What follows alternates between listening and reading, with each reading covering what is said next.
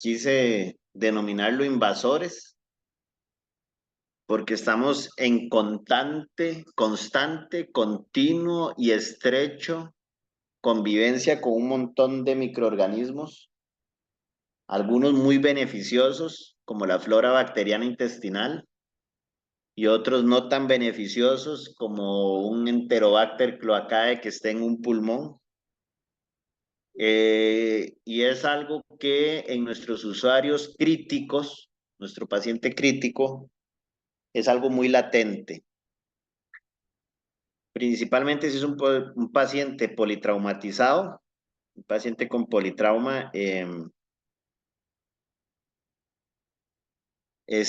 tenga ruptura de la piel por alguna laceración, herida penetrante, quemadura o demás, puede causar una infección, además de que, como todos sabemos, niveles altos de estrés o un estado metabólico lento disminuye la cantidad de producción de leucocitos, macrófagos, células killer para defendernos, o sea, nuestras defensas se disminuyen. En nuestros usuarios que están críticamente enfermos, lo que quiere decir que nuestros usuarios se van a ver disminuidos en sus defensas y son más susceptibles a, a tener infecciones. ¿Ok?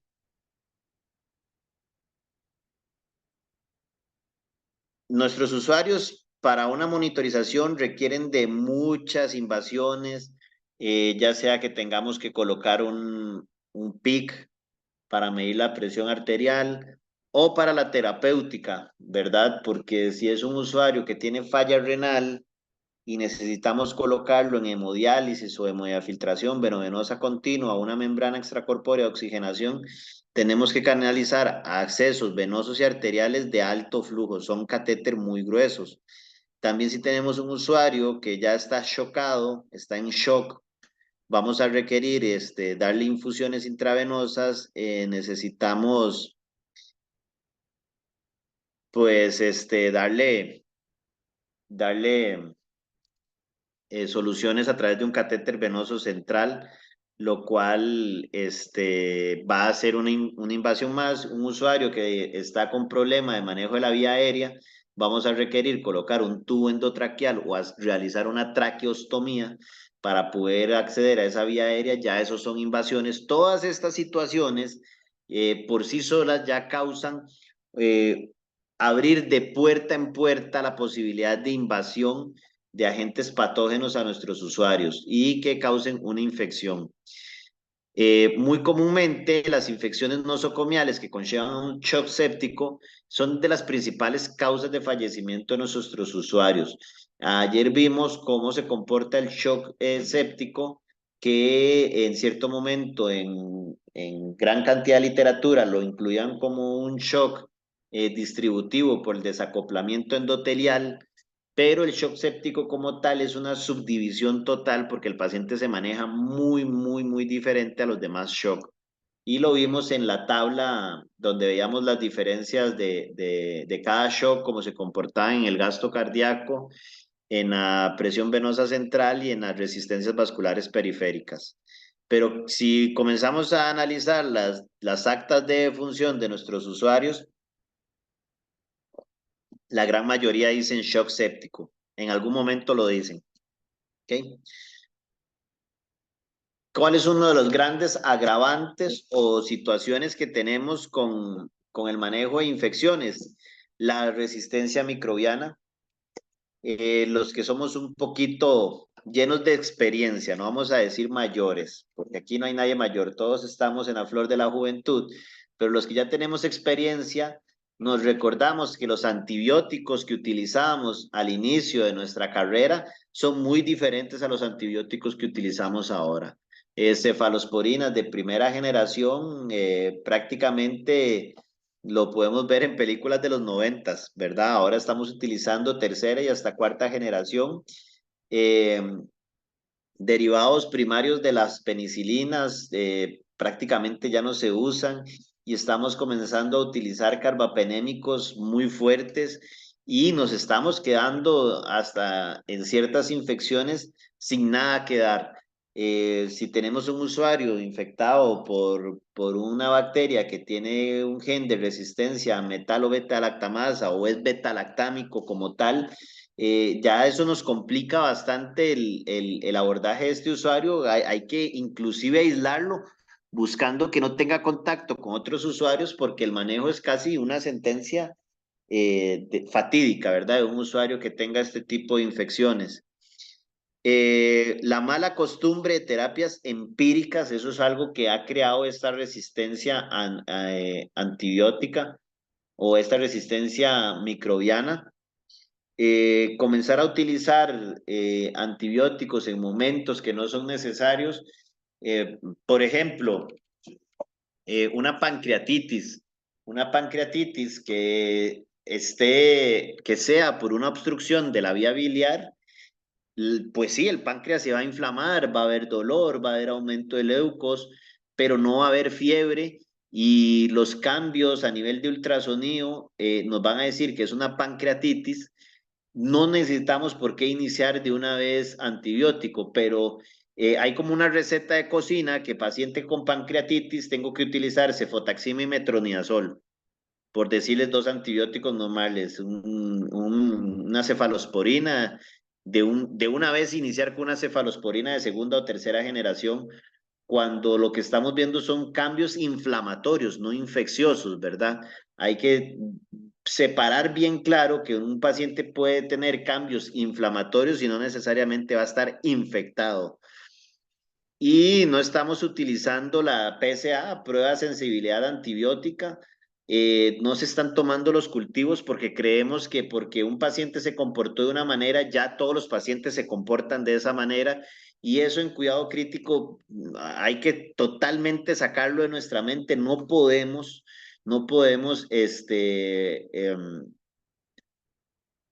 utilizar recetas de cocina, como lo vimos desde ayer, tienen que ser terapias individualizadas para cada usuario. Y ver una PSA no es solamente para que esté en el expediente, es analizarla. Es ver que si tenemos un paciente que tiene una neumonía asociada a la ventilación mecánica, nos aparece un patógeno ya aislado como tal y nuestra cobertura antibiótica es con, no sé, vancomicino y, y nos llega la PSA de que es resistente a vancomicino, no vamos a seguirle dando vancomicino. ¿Por qué? Porque le estamos dando todo el material de estudio a las bacterias para que creen resistencia a la vancomicina en un futuro, ¿verdad? Y hay que tener eso clarísimo. Tenemos que individualizar muy bien y buscar las pruebas de sensibilidad antibiótica. Si usted no sabe cómo se leen las pruebas de sensibilidad antibiótica de su centro de trabajo, lo invito a que vaya al laboratorio y que se la expliquen. ¿Por qué no la explico acá? Porque como tenemos la dicha de tener compañeros de Sudamérica y Centroamérica, las pruebas de sensibilidad antibiótica cambian un poco de una región a otra, además de que las bacterias son diferentes a nivel de Sudamérica que acá de Centroamérica. Un claro ejemplo es que para viajar a Sudamérica usted necesita inmunizarse contra la fiebre amarilla, pero si usted viene a Centroamérica se va a topar con otras enfermedades que de pronto ya están prácticamente erradicadas en Sudamérica: malaria, dengue, chikungunya, un sinfín de Zika, un montón de enfermedades que a nivel de Sudamérica pues se han tratado bien, pero sí hay presencia de fiebre amarilla, entonces por eso es que varía una PSA de otra. Pero normalmente las pruebas de sensibilidad antibiótica lo que miden es qué tanto tengo que dar de antibiótico para que esa bacteria muera, o si del todo esa bacteria no va a morir con ese antibiótico. Por eso es que muchas veces podemos ver que dice sensible a 0,25. O sea, con 25 diluciones ya murió, pero hay otra que dice a 0,75. Necesito más diluciones del antibiótico para morir la bacteria. Más o menos por ahí va lo de la PSA. Y este es un punto muy álgico, lo que dice consideración únicamente de agentes bacterianos. Muchas veces estamos cerrados en que nuestros pacientes únicamente están infectados por bacterias.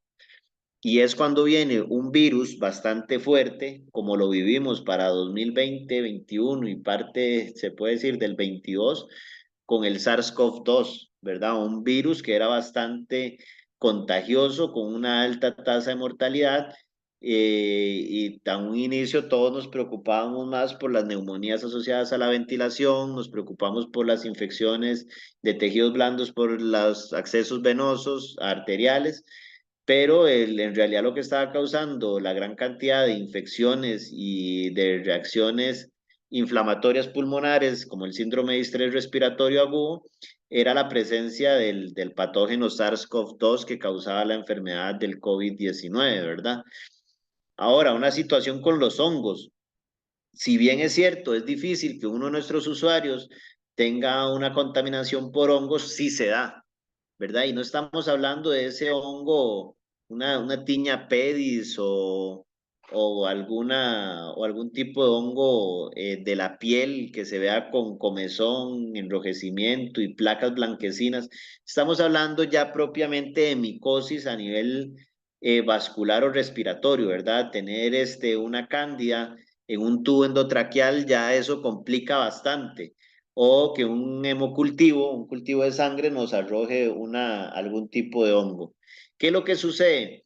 Que los cultivos de sangre y los cultivos respiratorios, por lo general, se cultivan entre 48 y 72 horas y listo, pero si no se tiene esa expertise de pensar que en un paciente puede haber un hongo, no se manda a solicitar que el cultivo sea por más días. Y los hongos crecen de manera más lenta que las bacterias. Y comenzamos a darle antibióticos, a disparar como si tuviéramos una ametralladora con los ojos cerrados, a disparar uno y otro antibiótico, gastando y dándole herramientas a las bacterias para que creen resistencia, cuando de pronto nuestro usuario lo que necesita es una dosis de fluconazol o algún antimicótico, porque lo que tiene es una infección por hongos, pero no le damos chance a que el cultivo crezca o le perdemos el interés a ese cultivo porque en las primeras 48 horas no hubo un crecimiento bacteriano, pero era un hongo lo que estaba afectando a nuestro usuario. Entonces, estos invasores sí matan bastante a nuestros usuarios, causan complicaciones y están a la vuelta de la esquina de nuestros usuarios este tema de los invasores por acá, ¿verdad? Entonces hay que tomar esas prevenciones bastante importantes con nuestros usuarios.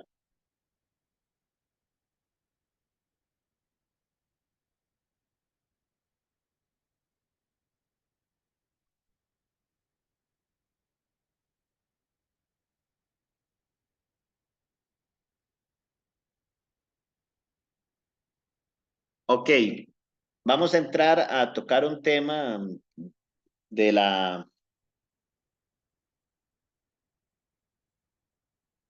de la nutrición de nuestro usuario crítico. Ok, Eh, nuestro usuario crítico, el tema de nutrición es un tema que, número uno, no le tomamos atención, que nos preocupamos más por ese soporte inotrópico, nos centramos más en que el ventilador esté bien programado, estamos pendientes de que las infusiones no se terminen, estamos preocupados por darle cambio de posición para que ese usuario no se ulcere, estamos preocupados por los laboratorios, por la monitorización. Bueno, nos preocupamos por tantas cosas que nos olvidamos que estamos en presencia de una persona, un ser humano que cotidianamente come, tome agua, se hidrate, que en una situación de estado crítico de pronto no lo va a poder hacer. Y tenemos usuarios que están enfrentando un problema y llevan 3 días de que nadie se le ha ocurrido cómo está la nutrición de ese usuario. Qué extraño que este paciente no remonte presión arterial y es que no tiene proteínas. Está depletado totalmente de presión oncótica y por eso la presión arterial decae. Estamos más preocupados porque ese paciente tiene, no sé, ¿Qué podemos poner de ejemplo? Un usuario que tenga un abdomen abierto por una peritonitis secundario a, a una laparoscopía que no salió bien y tenemos nuestro paciente con una bolsa de Bogotá con todas las vísceras expuestas. Todo el mundo está pendiente de esas vísceras, todo el mundo está pendiente de esa herida quirúrgica, de hacerle los lavados, de cómo están los laboratorios. Y a nadie se le ocurrió, el usuario está comiendo. ¿Cómo vamos a lograr hacer que esta herida cierre cuando ya quitemos la bolsa de Bogotá y tengamos que afrontar los bordes de la herida si no tiene adecuadas proteínas para hacer la cicatrización? Eh, Necesitamos usuarios fuertes para que resistan infecciones, ya sea de bacterias, virus o hongos, pero nadie ha pensado en ese paciente que come. Y es una de las grandes situaciones que se viven desde la punta más alta de Alaska hasta el final de Chile. Hemos leído artículos de toda América y nos damos cuenta que buscar información de nutrición del paciente crítico es poco. Tenemos monitorización, tenemos prevención, tenemos escalas, tenemos medidas, bueno, sin fin de fórmulas, pero la nutrición del paciente crítico está muy, muy descuidado y es algo que tenemos que ponerle hoy una atención especial porque no podemos permitir que nuestros usuarios no estén alimentándose. ¿Qué es algo que vamos a tomar en cuenta? Carbohidratos. ¿Qué va a pasar con los carbohidratos en nuestro usuario? No es recomendable dar altas cargas de carbohidratos. ¿Principalmente en qué? En usuarios que tengamos sospecha de un shock séptico. Usuarios que estamos sospechando de que hay una infección en algún lado. No podemos tener niveles, de estarle dando carbohidratos porque va a ser el principal alimento de las bacterias, niveles de glucosa alto. Además de que recordemos que el metabolismo de los carbohidratos, principalmente los azúcares, es energía de muy corto plazo. Es energía que vamos a gastar inmediatamente sin comenzar a utilizar energía de los lípidos. Además de que los carbohidratos van a llevar a que el metabolismo consuma músculo. Un usuario que ya metabólicamente está consumido por estar luchando con una enfermedad y yo no logro nutrir los demás tejidos, sino que le estoy dando puras azúcar, va a ser un paciente que va a tener mayor riesgo de infección porque le estamos dando toda la comida a la bacteria, al virus o al hongo.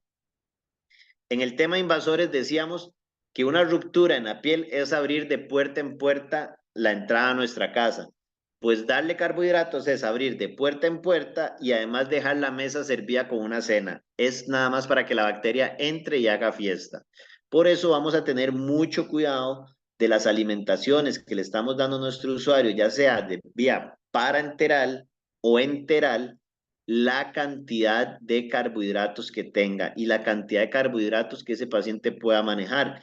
No es lo mismo la capacidad de manejo de carbohidratos de un paciente de 35 años, conocido sano, a la capacidad de manejo de carbohidratos de un paciente de 35 años, pero que tiene una diabetes tipo 2 que utiliza insulina de acción rápida 3 veces al día, insulina de acción prolongada 2 veces al día. No es la misma capacidad de manejo de carbohidratos en un caso al otro. Este, ¿Qué si vamos a tomar en cuenta? Proteínas. Nosotros necesitamos tener este paciente muy bien, con buena adición de proteínas. ¿Por qué? Porque una de las principales cosas que se depletan los pacientes que están críticamente enfermos es de músculo. Además, si tenemos pacientes que están en un estado de sedación, coma o que están inmovilizados en alguna cama, la capacidad de movilización del músculo se reduce, perdón, que no se utiliza, se atrofia y además si el paciente está en una ventilación mecánica donde los músculos de la ventilación dejan de hacer su función porque un ventilador está haciendo la función de la respiración, todo ese músculo se pierde y a la hora de querer avanzar con nuestro usuario, tenemos un músculo que está depletado, está consumido metabólicamente y no le hemos dado las proteínas necesarias, vamos a tener un usuario con problemas de presión arterial por el tema de las proteínas. Un usuario que no va a tener un músculo fuerte ni va a tener combustible el músculo para fortalecerse. Y si vamos más allá y necesitamos buscar soluciones a problemas tegumentarios, una herida quirúrgica, un cierre de algún acceso invasivo, con proteínas bajas le aseguro que va a ser muy complicado y con altas posibilidades de que haga discencias de la herida. ¿Ok? Recordemos que las proteínas y las enzimas son súper necesarias para crear cicatrices, que las cicatrices de nuestra piel están conformadas por colágeno y elastina. Y si no tenemos proteínas que nos ayuden a crear el colágeno y la elastina, nuestras cicatrices van a ser, o nuestro proceso cicatrizal va a ser sumamente complejo. Por eso hay que estar constante consumo de colágeno. Colágeno normal para el cuerpo, ¿verdad? Que es algo que también vamos a tomar muy en cuenta con el tema de la alimentación, el tiempo. Hay que correr. No podemos, el tiempo progresa. Cada día, cada hora que ese usuario no tenga una alimentación adecuada para su consumo metabólico, para su situación terapéutica actual y para la terapéutica futura, nos va a causar grandes problemas. Y como vuelvo y se lo repito, y sumamente cansón Jeffrey el día de hoy con este tema, pero es así. Nos descuidamos del paciente crítico, nos preocupamos más porque tenga buena presión, nos preocupamos más porque el paciente, nos preocupamos más por muchas cosas de nuestros usuarios, este, más allá de la alimentación. Dejamos la alimentación como último, necesitamos un paciente fuerte. Eh, les voy a compartir una situación que me pasó ayer en el trabajo, justamente después de tener la charla con ustedes, pues me fui a mi hospital a trabajar. Se le tuvo que dar un diagnóstico de una neoplasia severa a nivel de colon a un usuario y el usuario lo que decía es que yo no quiero comer, ya yo no voy a comer porque después me va a dar diarrea y eso puede aumentar la posibilidad de que el cáncer avance y demás. Y lo que yo conversaba con este usuario es, mi estimado, lo necesitamos fuerte para lo que se viene, quimio, radio o cirugía. O si bien no le podemos ofrecer nada de eso, estar fuerte para compartir el mayor tiempo posible con la familia. Y es una realidad. Nosotros nos preocupamos más por el efecto secundario de A, de B, la relación que tenemos con la enfermedad, qué le está causando la enfermedad al usuario y nos despreocupamos de esta situación, de tener a nuestros usuarios metabólicamente adicionados de una buena alimentación, quitando cosas que son una energía de corto plazo que va a aumentar la fuerza de las bacterias como los carbohidratos, buscar adicionar proteínas que sí van a ser necesarias para la cicatrización y la fortaleza de los músculos y que lo tenemos que hacer en el menor tiempo posible. ¿Y cuál es otro elemento? La fibra. Necesitamos usuarios que tengan fibra. Nosotros necesitamos adicionar y tener conciencia que nuestros usuarios requieren fibra. ¿Por qué? Todo el metabolismo va a estar lento por estar en un periodo de encamamiento. ¿Ok? Un usuario va a estar metabólicamente consumido por estar peleando por su vida prácticamente al mantener cifras tensionales normales, frecuencia cardíaca, función del sistema renal, función del sistema hepático. Todo eso va a llevar a que la peristalsis se detenga. Además de que recordemos que mucho de la función excretora a través del colon requiere, uno, hidratación. El colon necesita estar bien hidratado para que pueda defecar, además del movimiento de la peristalsis. Y mientras más encamados estemos nosotros, más lenta va a ser la peristalsis. Tenemos muchos usuarios que en ocasiones no se logran ventilar de la mejor manera porque la presión abdominal es altísima, pero esa presión abdominal está elevada no porque exista un hematoma, un sangrado o un tumor, sino porque las asas intestinales están llenas de materia fecal, completamente lleno de materia fecal. Y eso no lo tomamos en cuenta. Entonces, qué raro, el paciente no se ventila bien, el paciente tiene un patrón restrictivo, no me permite hacer una buena ventilación. ¿Qué será? Póngale bloqueo neuromuscular, póngale sedación, póngale analgesia, cambie el modo ventilatorio, aumente la frecuencia respiratoria, sin fin de cosas. Y nuestro usuario lo que tiene es que lleva 8 días de que no defeca y nadie se ha dado cuenta y nadie se ha preocupado cómo está si esa defecación podrá ser porque no está recibiendo fibra. Y entonces nuestro paciente se vuelve aún más crítico por un problema ventilatorio porque no ha logrado defecar y tiene la presión abdominal aumentada, no tiene un espacio libre el diafragma para descender porque nuestro usuario ha tenido un mal abordaje en el plano de la excreción. ¿Ok? Esto para hablar así de manera rápida, el tema de nutrición, por favor, preocúpese mucho de su paciente crítico, cómo está el tema de nutrición, cómo, si sí lo estamos nutriendo, si lo estamos nutriendo de la manera adecuada y cómo es la respuesta a esa nutrición y en el tiempo que lo estamos haciendo. ¿Ok? Ahora, antes de proseguir a este tema, si bien es cierto, el cuidado crítico es buscar la sobrevía de pacientes que normalmente en otras unidades no van a sobrevivir, que nuestro paciente crítico está en estrecho contacto con la posibilidad de la muerte.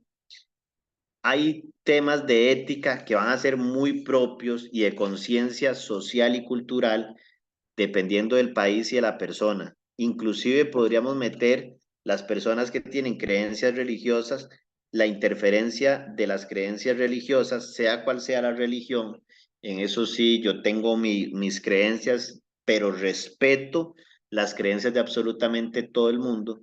Pero todas esas situaciones sociales, culturales, de religión, inclusive profesionales, comienzan a afectar nuestro pensamiento ético y qué tenemos que hacer con nuestros pacientes críticos, ¿ok? Por eso vamos a hablar de este tema, la clasificación de la eutanasia. Vamos a obtener eutanasia pasiva y eutanasia activa, ¿ok?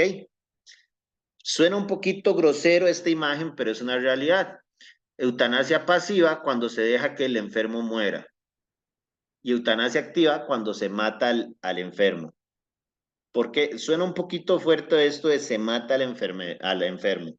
Ok, como sabemos, hay países que tienen aprobada la eutanasia, donde un profesional de salud está autorizado al cumplir cierta cantidad de requisitos a terminar con la vida de un paciente si el paciente así lo solicitó y la patología de fondo le permite solicitar que finalicen con su vida. Prácticamente, un profesional de salud va y en un ambiente controlado finaliza con la vida de un usuario que está siendo sometido para consideración del usuario y de las leyes de ese país a un sufrimiento prolongado. ¿Ok? Estamos claros de que eso es una eutanasia activa. ¿Qué es una eutanasia pasiva? Creo que todos en algún momento lo han visto y los que no lo han visto, sepa que lo van a ver porque en algún momento va a suceder donde tenemos un adulto mayor con un montón de patologías de fondo, enfermedades crónicas sumamente descompensadas, que el paciente ya está en una clara fase agónica y deciden para darle calidad y que no esté con dolor, colocarle una dosis alta y continua de morfina para que el usuario no esté con dolor y esté tranquilo. Pero sabemos que por efecto secundario, la morfina va a causar afección en el centro de comando respiratorio y que este paciente poco a poco va a ir dejando de ventilar de manera adecuada y también se va a hipotensar y que eso va a llevar o va a acelerar el proceso de muerte. ¿Ok? ¿Ok? Cada quien tendrá su pensamiento, lo respeto al máximo lo que piense de estas situaciones de eutanasia activa o pasiva. ¿Ok? Pero sí, también quiero tocar el tema de la distanasia. La distanasia es un término que muy poco se habla. ¿Ok? ¿Qué es la distanasia? Si la eutanasia es finalizar con la vía o acelerar el final de la vía, la distanasia es alejar a nuestro paciente con medidas extremas de la muerte. Las personas que me conocen de manera cercana saben que yo he dicho la siguiente expresión: a mí métame cuanta máquina y manguera necesite para sobrevivir. Haga lo que tenga que hacer. Hay personas que han dicho, si yo estoy grave, por favor solo déjeme ir.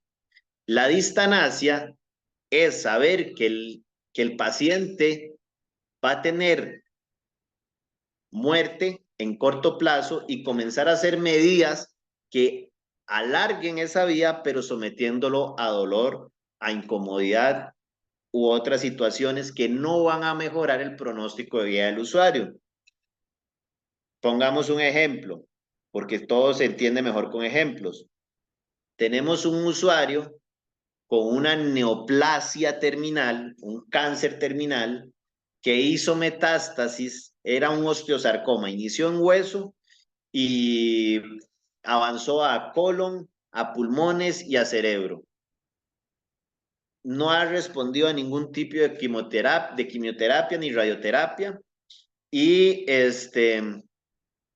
además, este usuario neoplásico resulta que le dio una infección, una neumonía, y lo tengo en ventilación mecánica invasiva, con sedación analgesia, y además hizo un tromboembolismo pulmonar y tengo que conectarlo a una membrana extracorpórea de oxigenación.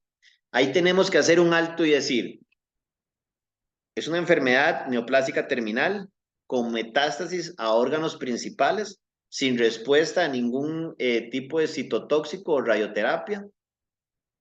Además tiene una neumonía que compromete su ventilación y lo requiero ventilar. Colocarle el ECMO le va a causar algún efecto positivo o más bien va a incrementar el deterioro de ese usuario al conectarlo a una membrana extracorpórea de oxigenación y tenerlo que anticoagular de manera sistémica en un paciente que tiene una enfermedad neoplásica. Ahí es donde uno se queda y tiene que comenzar a analizar y darse cuenta de que posiblemente lo que el expositor acá presente piensa sea muy diferente de lo que piensa mi hermano Carlos o lo que piensa alguno de ustedes, ¿verdad? Porque el tema de eutanasia y distanasia es una línea tan delgada, casi invisible e imperceptible en el paciente crítico.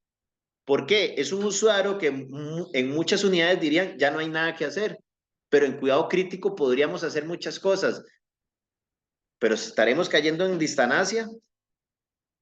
¿O acaso será necesario para para el confort del paciente adicionar algo que pueda causar una eutanasia pasiva? Compartirles otro criterio. En cierta ocasión, hace muchos años, cuando estaba iniciando mi carrera profesional, había un usuario que dijeron, ya es de pronóstico reservado, no hay nada que hacer. Y el usuario se quitó la sonda en un movimiento, se quitó la sonda nasogástrica y dijeron, ya no le pongan la sonda nasogástrica, ya es de pronóstico reservado. Y ahí usted le puede entrar esta incertidumbre que me entró a mí. Ok, es de pronóstico reservado, pero lo vamos a matar de hambre. De verdad, este usuario en este punto, ¿esa alimentación es lo mejor o es un acto un poquito hasta criminal matarlo de hambre? Este tema de la ética en el manejo del paciente crítico es muy complicado porque hay que analizar un sinnúmero de variables, como yo les hablaba a ustedes. Hay que tomar el tema social, cultural, inclusive familiar del usuario, mis creencias religiosas, mis creencias profesionales, mi capacidad analítica y de respuesta ante situaciones, porque no es lo mismo que usted agarre un profesional de salud que tiene 6 meses de graduado a que usted agarre un profesional de salud que tiene 15 años de trabajar en una unidad de cuidado intensivo, que tiene todo el colmillo del mundo para saber cómo atender a ese usuario.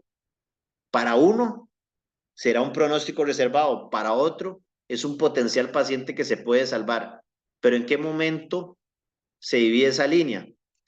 Ahora, con esa premisa de lo que yo acabo de hablar, a mí sí me gustaría escuchar el criterio, no personal, porque el criterio personal de cada quien es muy respetable, pero sí un análisis holístico, completo y multifactorial de personas que están aquí, de qué piensan de este tema de la eutanasia y estanasia en un paciente críticamente enfermo, y separemos unidad de cuidado intensivo. Estamos hablando de un usuario críticamente enfermo. Hay un par de personas que me interesaría escuchar su criterio y voy a preguntar a ver si de pronto tienen la posibilidad de hablar, porque sí me parecería sumamente importante saber el criterio. Por acá tenemos a la doctora Sharon Brenes y quisiera saber si ella en este momento puede activar el micrófono y conversar un toquecito o no. Hola, sí, claro. Soy Bueno, salud. salud. Voy a presentarla porque de verdad es un placer tenerla aquí. Sharon Brenes es una colega mía, ha sido mi jefe, ha sido mi supervisora, es mi amiga, es una gran profesional, una increíble docente y una enfermera de la cual usted desearía aprender todos los días. Tengo contacto con estudiantes de ella y todos hablan maravillas de cómo trabaja ella, y conozco los pensamientos personales de ella en este ámbito, y por eso me parece sumamente interesante que una persona que además tiene la maestría en cuidado intensivo, que ha trabajado en unidades de emergencias, en unidades de medicina, en salones de medicinas donde hay tanto paciente crítico, que nos exprese un poco el pensamiento que tiene ella. Y de verdad es un placer para mí, aunque me tenía un poco nervioso de ver que estaba en la presentación, porque como le digo, tengo un gran respeto y admiración hacia ella. Entonces, jefita, ¿la escuchamos?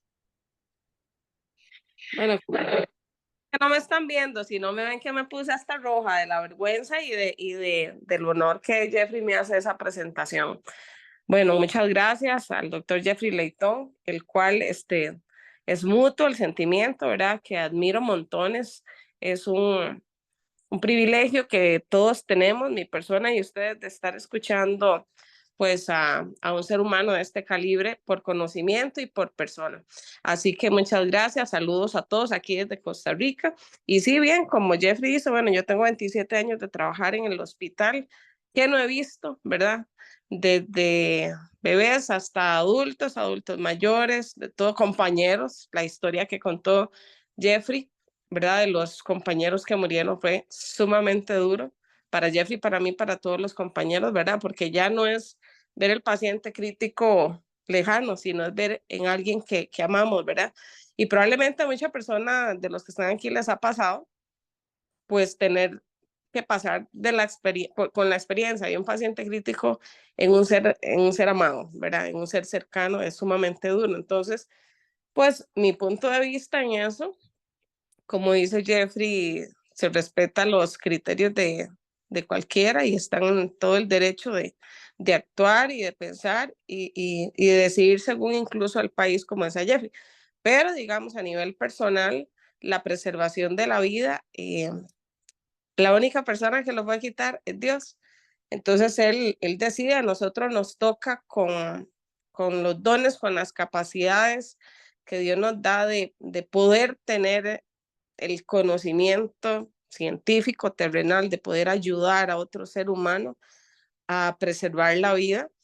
Eh, si lo tenemos en nuestras manos, mi criterio es al máximo preservar la vida, apoyar con manejo del dolor, ¿verdad? O sea, hacer su proceso lo, lo mejor posible, ¿verdad?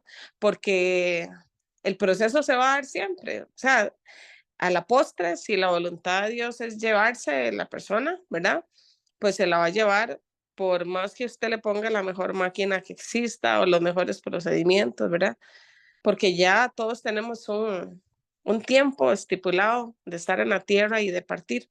Sin embargo, cuando Dios permite darnos las herramientas, ¿verdad? Para poder contribuir, mi criterio es al máximo poder echar mano de todo lo que tengamos, ¿verdad? Para poder ayudar a esa persona a el morir con lo mejor que se pueda. A veces, aunque queramos, no vamos a tener las herramientas, no siempre vamos a estar con las actualizaciones en maquinaria, tal vez el lugar donde estemos no tenga las posibilidades, ¿verdad? Como aquí hay de varios países, en Costa Rica se goza de la seguridad social y a pesar de que son hospitales públicos, tenemos lo mejor de lo mejor al mismo nivel que cualquier hospital privado, ¿verdad? Eso sí difiere en otros, lamentablemente en otros países donde solo usted requiere un cierto nivel económico para accesar a lo mejor, ¿verdad? Sin embargo, aquí en Costa Rica se goza de eso, pero en los lugares que no, probablemente podamos no tener las herramientas, pero en mi criterio, ¿verdad? Lo que Jeffrey está comentando es, eh, aparte que en Costa Rica todavía no tenemos leyes que sí permitan la eutanasia, ¿verdad? Es preservar la vida con lo mejor que se pueda, llamémosle por así un buen morir, todo lo que está a nuestro alcance. Eso sería. Muchísimas gracias, de verdad, muy amplio y eso es lo bonito. Temas que tocó por acá, Sharon, es el tema de las variables que hay de un país a otro donde sí existe eutanasia, no existe eutanasia, eh, y, y cómo las leyes van a influir, o sea, se escapa ya más allá, ya este tema va más allá, vea que hablamos social, cultural, profesional, religioso, pero también hay un tema legal, ¿verdad? No solamente es, yo decido, yo pienso, yo siento. ¿Qué consecuencias me puede traer esa decisión? Por eso es muy interesante el comentario donde ella nos hace esa acotación y también nos explica un poco del panorama sociocultural de un país como el nuestro, donde existe seguridad social. Sabemos que hay muchos países a nivel suramericano que destruyeron su seguridad social. Eh, Podemos hablarlo libremente porque es de conocimiento que Chile destruyó su seguridad social y durante la pandemia vimos que fue uno de los países que más afectación tuvo de muertes de hermanos chilenos. Y todo esto va amarrando con el tema, ¿verdad? Ahora, vamos a ver por acá si está conectada. La señorita Vanessa González, Jenny Vanessa González, tiene la posibilidad de abrir el micrófono y conversar con nosotros un segundito. Sí, hola, buenos días a todos. Buenos días. Voy a presentarla. Jenny Vanessa es una compañera, una colega de varios ámbitos, no solamente el ámbito profesional de salud, sino también el ámbito del sindicalismo acá en Costa Rica. Es una excelente profesional. La he visto que es muy similar a mí, deseosa de siempre estar aprendiendo. Apenas se dio cuenta, el curso fue así como de las primeras que quiso estar acá. Ya hemos compartido en varios cursos y es una persona que también he notado que tiene la gran experiencia de trabajar en uno de los hospitales principales de nuestro país en el servicio de emergencias. Y también noto que tiene unas grandes características humanas hacia el trato de las personas. Entonces, por eso, Jenny o Vane, más bien me encantaría saber su criterio de una persona que está en emergencias, pero que tiene grandes dotes de sensibilidad con el ser humano y que puede ver todo este tema de una manera de pronto diferente o que va a fortalecer lo que nosotros pensamos. Entonces, si nos puede compartir su pensamiento en relación a este tema. Bueno, a mí me tocó vivirlo casi que en carne propia, porque hace 2 años atrás tuve una pareja y él intentó suicidarse.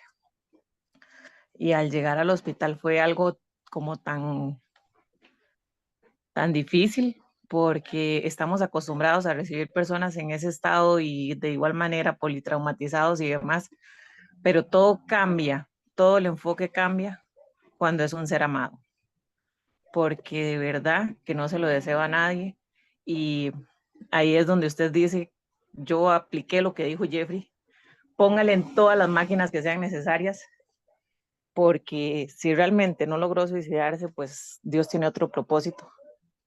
Y así fue, a pesar de todo el mal pronóstico que se manejó en contra de él, este, duró como 22 días intubado y con todos los mal pronósticos y demás, se le colocaron todas las máquinas necesarias, salió avante y logró salir de esa, pero de verdad que cuando estamos ahí, todo el panorama cambia y el profesionalismo de verdad y todo lo que sabemos, hasta cierto punto yo decía, tengo como la mente en blanco porque ya no sabía ni por dónde agarrar, pero es de verdad muy bueno nutrirnos y educarnos cada día más porque nuestros pacientes lo necesitan. Y sí, contamos con una muy buena seguridad social, pero de verdad que yo digo que ninguna universidad hace al estudiante, que de verdad cada uno es el que tiene el deseo de nutrirse, de educarse, de saber cada día más, porque las enfermedades cambian, los antibióticos vienen y se hacen de más amplio espectro, pero somos nosotros quienes tenemos que tener ese deseo de sobrevivir y de verdad darle una mejor calidad de vida a cada uno de los usuarios, porque hoy son personas desconocidas, pero un día nos tocará afrontarnos con un ser amado y qué bueno es contar primero con una seguridad social y también con el conocimiento necesario para poder darle una mejor calidad de vida a las personas que tenemos y que tratamos un día a día, porque de verdad que no tenemos máquinas ni papeles en nuestras manos, son seres humanos que merecen una mejor calidad de vida y así sea hasta el último instante que ellos deseen o que Dios les tenga realmente en este mundo terrenal. De verdad, Jeffrey, gracias por invitarme. Ha sido un gusto, de verdad, muy nutritivo el curso, tanto su ponencia como las otras que escuché ayer de los compañeros colombianos. De verdad que está bastante enriquecedor el curso. Muchas gracias y un gusto saludarles. Muchas gracias, Vane.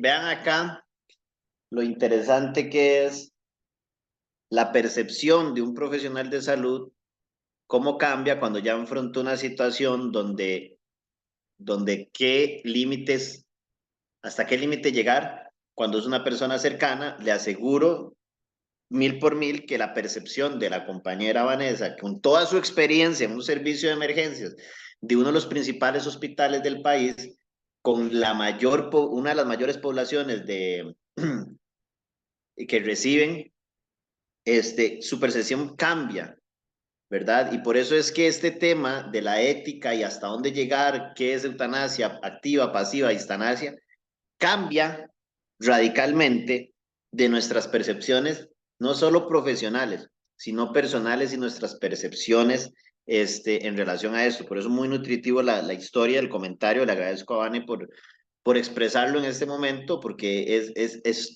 todo esto es tomarlo, masticarlo, procesarlo, tragarlo para después sacar una conclusión propia y tener nuestro criterio. Porque aquí en esta charla, ni mi hermano Carlos, ni mi persona, podemos llegar y decirles a ustedes, no, es que lo que se hace es esto. Se pelea hasta el final y hasta donde no, porque todos somos diferentes y vivimos en países diferentes. Ahora yo quisiera ver si algún hermano de allá de Perú o algún otro país que no sea Costa Rica se atreve a compartir con nosotros. Sería muy valioso, ¿verdad? Se lo agradeceríamos mucho si alguno por acá se atreve a compartir su criterio o en relación a este tema de la ética del paciente crítico, hasta dónde sí y hasta dónde no. No sé si alguien por ahí de pronto pueda compartir algo.